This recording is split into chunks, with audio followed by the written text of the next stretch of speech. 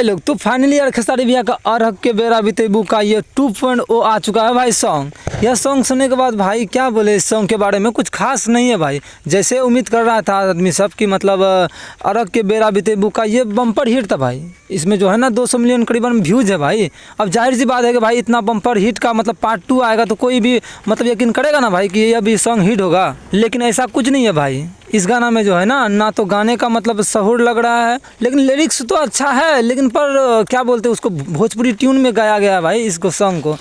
ठीक है, खेसारी भैया से मैं निवेदन करना चाहता हूँ कि भैया देखिए, आपका सॉन्ग आता है, हर पब्लिक जो है ना यही चाहती है कि आप अच्छे से अच्छे कार्य करें, लेकिन आप बीच बीच में मतलब भोजपुरी वाला ट्यून लगा देते हो ना, तो फिर थोड़ा मन मतलब मोटापन हो जाता है यार चाहने को। ठीक है, अब आशा करता हूँ कि खेसारी भैया तक मेरी बात को पहुँचाइए आप लोग, और जल्द से जल्द छठ गीत आए नया वाला, जिसको सुन के हम लोग झूम उठे भाई। ये नहीं कि भाई डीजे में सिर्फ डांस करने वाला सॉन्ग आना चाहिए, क्योंकि देखिए मन मतलब खुश करने के लिए भाई सॉन्ग भी गाया जाता है। ठीक है, मिलते हैं कोई अगले वीडियो में, तब तक के लिए लव यू गाइस।